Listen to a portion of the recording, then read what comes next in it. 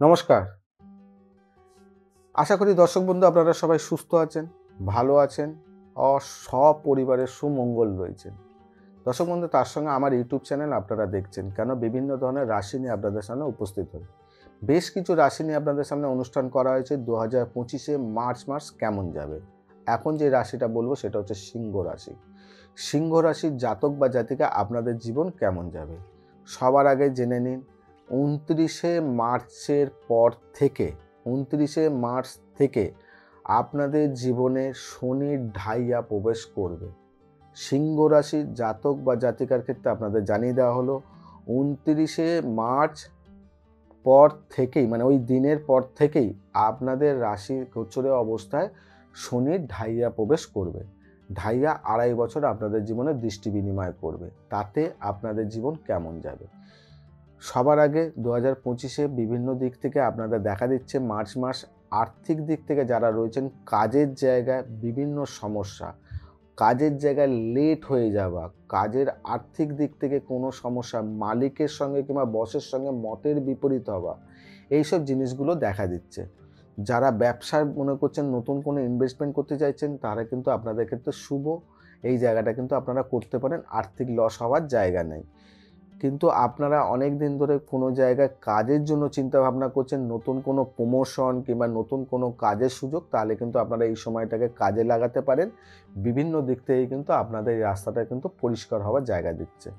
যারা ব্যবসা করছেন ব্যবসার জায়গায় কিন্তু নতুন কোনো যদি ব্যবসায় আপনারা মাথা গলাতে চান কিংবা শেয়ার মার্কেটে টাকা ফাঁসাতে চান, তাহলে অবশ্যই বলবো মার্চ মাসের 6 তারিখের পরে কিন্তু আপনারা এই জায়গাটা কাজে লাগান, তাহলে কিন্তু আপনাদের ক্ষেত্রে অনেকটা শুভ হবে।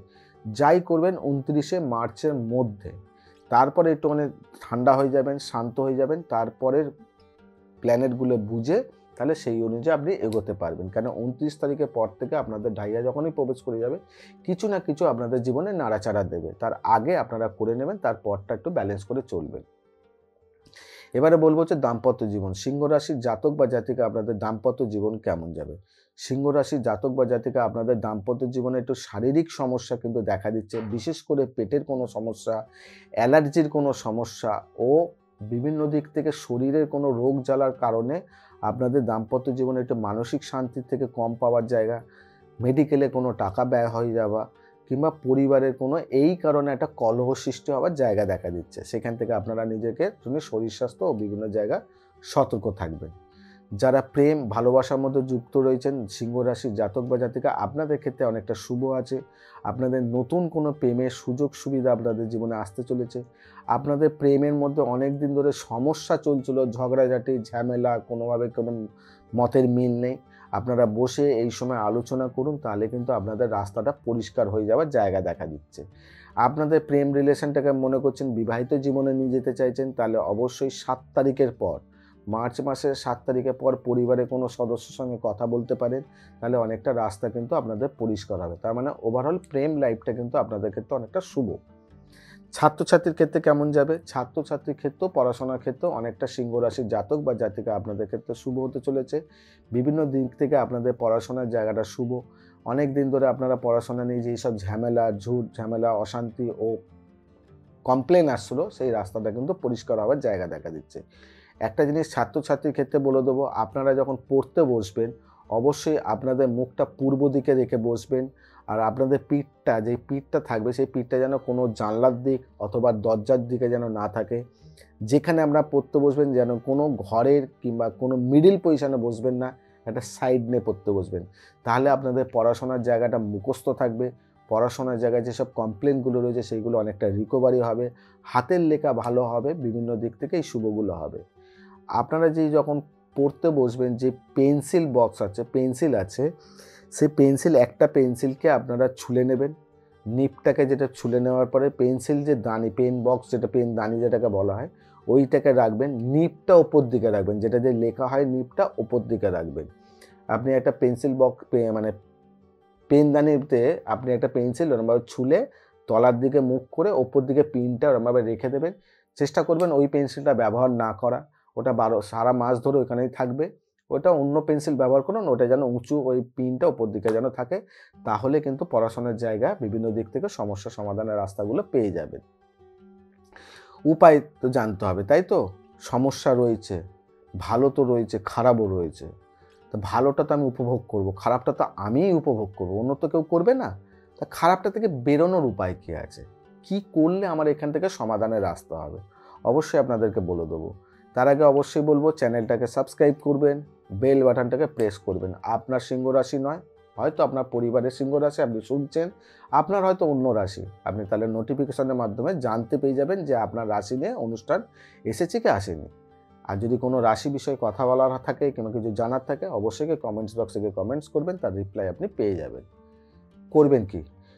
সিংহ রাশির জাতক বা জাতিকা আপনারা করবেন হচ্ছে, আপনার বাড়ির বাবা মা যদি থাকেন তার চরণে স্পর্শ করে প্রত্যেকদিন প্রণাম জানাবেন।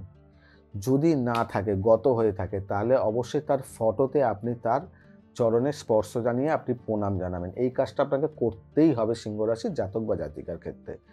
তার সঙ্গে করবেন হচ্ছে, আপনারা এই সিংহ রাশির জাতক বা জাতিকা আপনারা সাদা রঙের বস্ত্র বেশি ব্যবহার করার চিন্তা করবেন। শরীরে যাতে সাদা জামা, স্যান্ডো গেঞ্জি কিংবা সাদা কাপড়ের টুকরো, সাদা কোনো রুমাল, সাদা জিনিসটা বেশি শরীরে ব্যবহার করার চিন্তা করবেন। তবেই কিন্তু আপনাদের সমস্যা কিন্তু অনেকটা সমাধান হবে।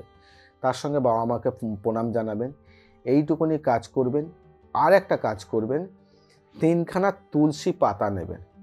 3টে তুলসী পাতা নেবেন, নিয়ে একটু চন্দনের মধ্যে ঘষে নিয়ে তুলসী পাতার বোথ সাইড, এপিঠ আর ওপিঠ চন্দনটা লাগিয়ে আপনি বাড়ির কৃষ্ণ ঠাকুর, যে কোনো কৃষ্ণ ঠাকুরের চরণে ওই 3টে তুলসী পাতা দেবেন আর বলবেন ওং ক্লিং কৃষ্ণায় নমঃ।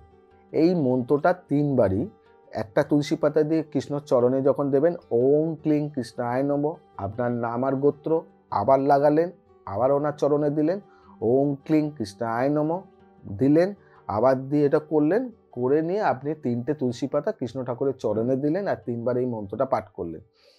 চন্দনটা যেটা ঘষেছেন, এই চন্দনটাকে আপনি হাতে করে নিয়ে ঠিক পিঠের এই মিডিল যে আমাদের স্পন্ডিলাইসিস যে পয়েন্টটা আছে, ওইখানটা আপনি হচ্ছে চন্দনের টিপটা লাগাবেন আর হাতের মধ্যে ভালো করে ঘষে নেবেন। এইটুকুনি সিংহ রাশির জাতক বা জাতিকা আপনারা যদি করতে পারেন, আপনাদের যেই সব ঝড়গুলো, যেই সব সমস্যাগুলো আপনাদের জীবনে আসছে, তাহলে আপনাদের কিন্তু অনেকটাই সমাধানের রাস্তা কিন্তু এখান থেকে পেয়ে যাবেন। করবেন অবশ্যই, আপনার সমস্যা আপনাকেই সমাধান করতে হবে। উপায় আমার কাছে রয়েছে, আপনাদের সামনে তুলে ধরলাম। কষ্ট করে এগুলো করুন, আপনাদের রাশি অনুযায়ী যেসব সমস্যাগুলো, সেগুলো রাস্তা পরিষ্কার হয়ে যাবে।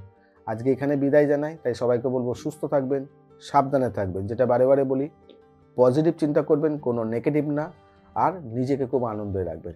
নমস্কার।